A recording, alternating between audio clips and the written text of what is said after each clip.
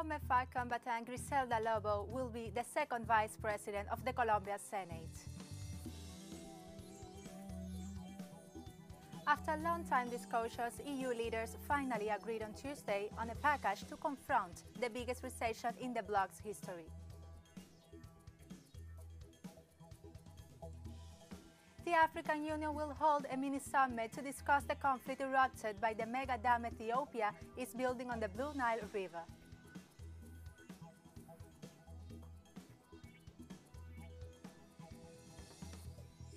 From the headquarters of Telesur English in Havana, Cuba, this is From the South. I'm Laura Palmeiro. The Colombian Senate has held a historic election of its leadership. Senator Griselda Lobo from the Fuerza Alternativa Revolucionaria del Común, FARC, will be the second vice speaker of the legislative body that formed now on will chair Arturo Char of the Radical Change Party. The senator known as Sandra Ramirez in her fighting years in the Revolutionary Armed Forces of Colombia People's Army reached the second vice presidency of the Colombian Senate with 66 votes. Griselda, daughter of farmers who spent 30 of her 50 years in the armed struggle, supported the peace process. Senator Lobo dedicated her triumph tonight to the 13,000 reinstead fighters and the 208 peace signatories that were murdered. Desde aquí vamos a trabajar en defensa de los derechos humanos. From here, we're going to work in defense of the human rights of the indigenous people, the African American people, and the farmers of our beloved Colombia, in defense of women who today in this pandemic are suffering from the pandemic of silence, from domestic violence, and from work overload. From this vice presidency, we are going to work for the basic income for more than 9 million homes in poverty and vulnerability. And from here, I also call on the national government to stop the killings, because unfortunately, the massacres, the extrajudicial executions, or the wrongly named false positives, the assassination of leaders and of those of us who bet on peace, are happening again. The Court of Appeal of the National Court of Justice in Ecuador ratified the prison sentence against former President Rafael Correa for the alleged crime of aggravated bribery. The sentence was upheld after the defense filed appeal, which was rejected by the court. According to the judgment made on March, Correa and former Vice President Jorge Glass were considered authors mediated by instigation, not aggravated bribery, for alleged participation of former officials in the financing of proselytist activities of the Alianza País party.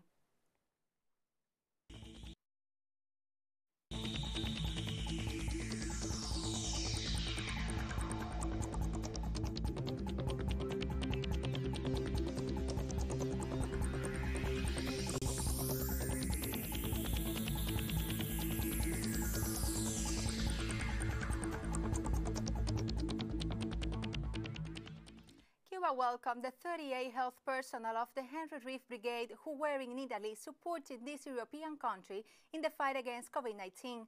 The group of doctors and nurses provided health services during 3 months in the city of Turin, where they treated more than 5,200 patients. Their work was recognized with the Order of Merit by the government of the region Piemonte. According to official data, Cuban health specialists has treated more than 200,700 patients and saved more than 7,400 lives in 35 countries during the COVID-19 pandemic. Brazilian health authorities reported over 20,000 new coronavirus cases this Monday and more than 600 COVID-19 fatalities. According to the daily report issued by the Brazilian Health Ministry, the total number of positive cases identified has now risen to over 2.1 million, while the COVID-19 death toll surpassed 80,000. The South American country continues to be the second hardest hit in the world in terms of both the number of cases and fatalities, only surpassed by the United States, which has reported more than 3.9 million cases and a death toll of over 143,000.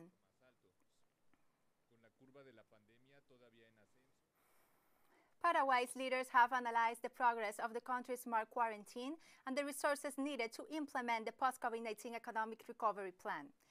The meeting was attended by President Mario Abdo Benitez, the head of the National Congress, Oscar Salomon, and the President of the Supreme Court of Justice, Alberto Martinez Simon.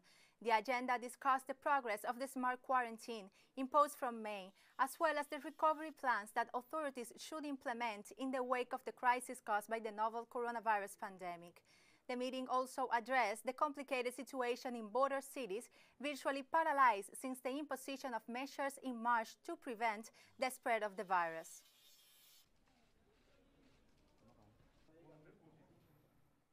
And in Honduras, after 4 months of social distancing due to COVID-19, workers in the tourism sectors are demanding that activities resume. This comes as over 500,000 people have lost their jobs and many businesses are expected to close down.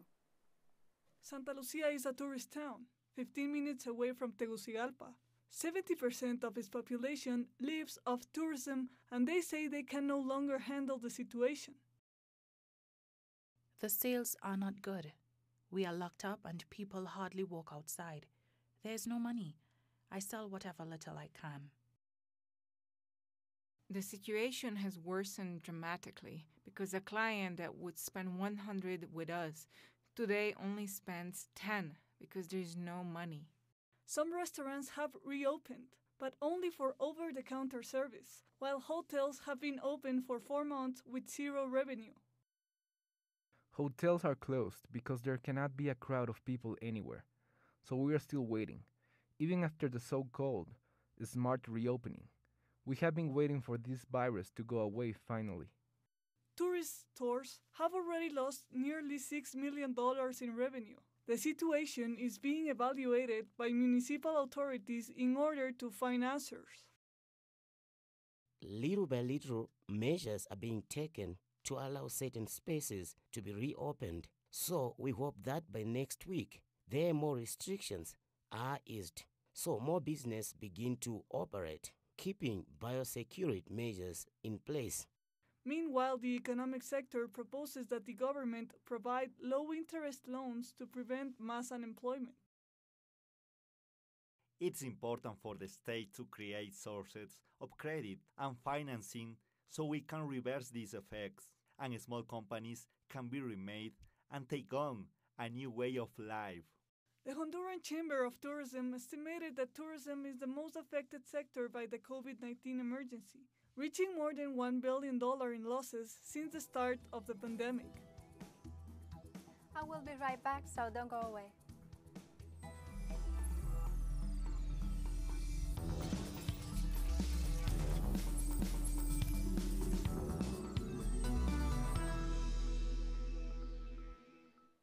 Welcome back to From the South. A Johns Hopkins recount showed the U.S. is approaching the 4 million contagion toll and remains the country with the most positive cases in the world. As of Monday, the country had reported almost 4 million confirmed cases and more than 140,000 deaths.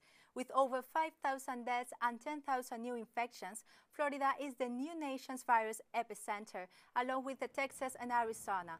Nevertheless, Governor Ron DeSantis and other authorities ordered the reopening of schools, which is the reason he's being sued by Florida's Teachers Association.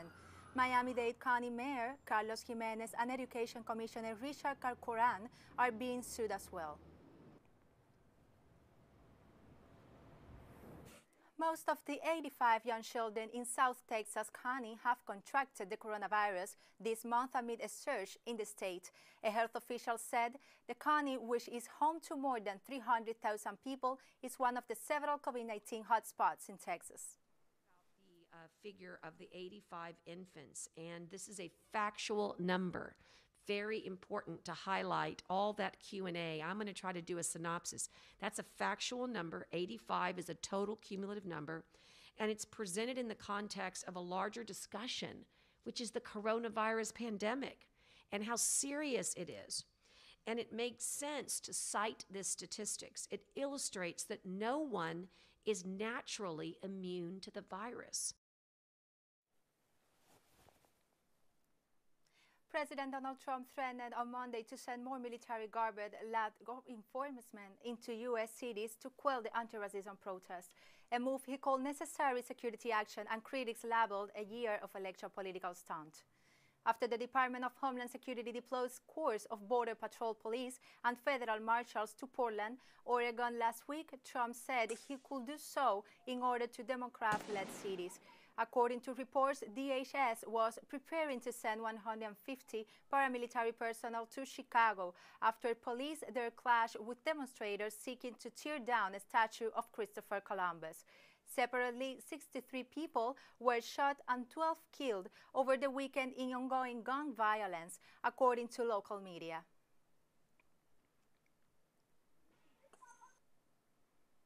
After 4 days and nights of discussions, EU leaders finally agreed on Tuesday on a package to confront the biggest recessions in the bloc's history. The summit in Brussels saw exhausted EU leaders finally agreeing on an unprecedented €1.8 trillion budget and coronavirus recovery, after one of their longest summits ever to confront the biggest recession in its history. The EU will stay in €750 billion coronavirus fund, partially based on carbon borrowing, to be sent as loans and grants to the hardest hit countries. The European Council will create a system of conditionally aimed at preventing member states from getting subsidies from the Budget and Recovery Fund if they don't abide by its principles. The text that has been agreed on the rule of law has improved. It's a very clear in the document, a very clear commitment to the rule of law and a very clear commitment to the protection of the financial interests of the Union. And this is linked, against this background, to the fact that the Commission has proposed an instrument under which, in case of breaches, measures will be adopted. So there's a very clear link, a reference. The adopting or the voting will be by qualified majority voting. And finally, we will also introduce instruments to strengthen the controls of the EU funds. So there is more clarity. There is more distinction in the text and a very clear reference, which was important not only to the rule of law, but also to the protection of the financial interests of the Union. German Chancellor Angela Merkel welcomed EU deal after 4 days of talks. After a very long session, we have come to a good conclusion, and I'm very happy about that. Emmanuel Macron, the French president, and I are sitting here with you today, and we can say that between 18 May, our joint initiative, and 21st July, we have covered an important distance in which Europe has shown that it is necessary to explore new ways in a very special situation. Extraordinary events, and this is the pandemic that has reached us all, also require extraordinary new methods. We have thus laid the financial foundation for the EU for the next 7 years, and at the same time came up with the response to the biggest crisis in the history of the European Union, with the Recovery Fund. Italian Premier Giuseppe Conte said he was satisfied with the coronavirus recovery fund negotiated by the European Union leaders, suggesting it would allow Italy to face this crisis with strength and efficacy. We are satisfied. We approved an ambitious recovery plan, appropriate to the needs we have now and that will allow us to face this crisis with strength and efficacy. We have a great responsibility. With 209 billion euros, we have the possibility to strongly relaunch Italy, to change the face of the country. Now we must hurry. We must use this money for investments, for structural reforms. We must begin that path for the economic growth, for sustainable development that we have been pursuing for years without ever achieving it, at least not with efficiency. An armed man carrying explosive has taken around 20 passengers hostage on a bus in the western Ukrainian city of Lutsk, police said on Tuesday. The head of the local police service said shots were heard at the scene, but no injuries have been reported so far. Law enforcement has cordoned off the center of Lutsk, a city in western Ukraine, some 250 miles from the capital Kiev, and advised residents not to leave their homes or places of work. According to the Deputy Interior Minister Antony Grachenko, the hostage taker made contact with the police and identified himself as Makins Plokhoy. ears in China's internal affairs. China firmly opposes this and reserves the right to respond further. China urges the United Kingdom. A bridge on the highway and hundreds of vehicles were stranded on both sides of the route. Since Nepal's monsoon season began last month, landslide, flooding, and lightning have killed over 130 people and left 48 others missing.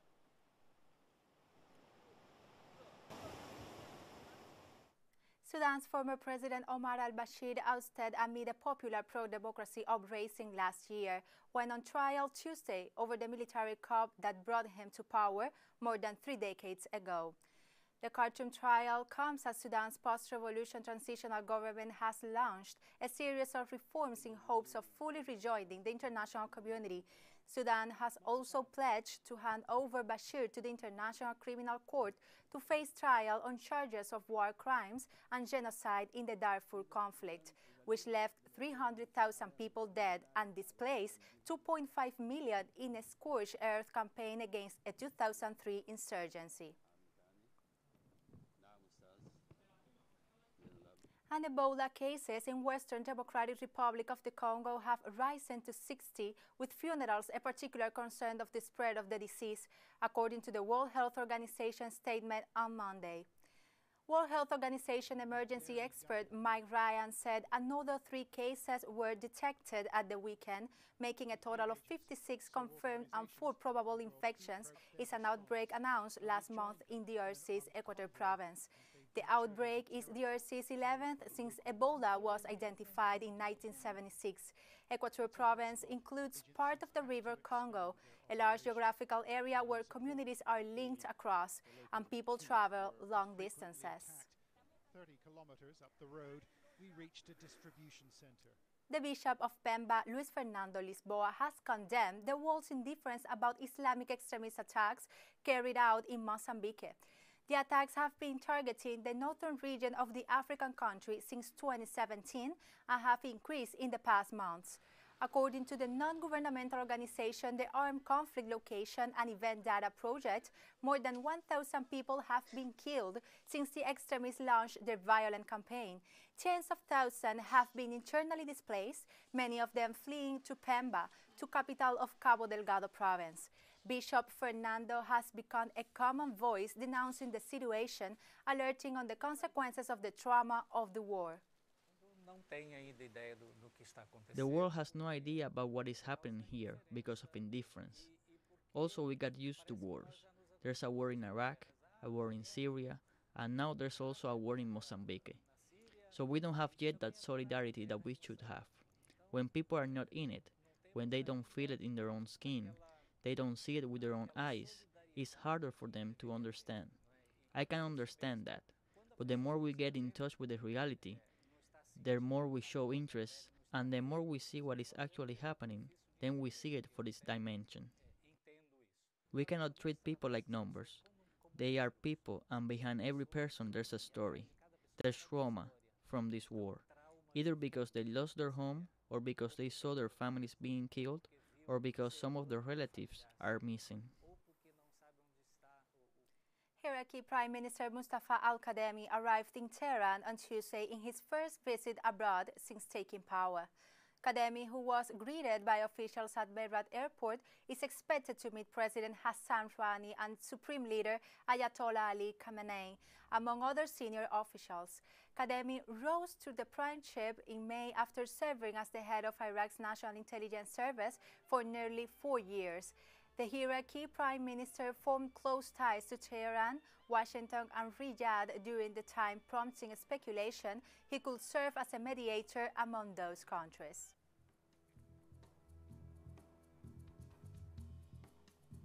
And we have come to the end of this news brief. You can find these and many other stories in our website at telesurenglish.net, and join us on social media, Facebook, Twitter, and Instagram for Telesur English.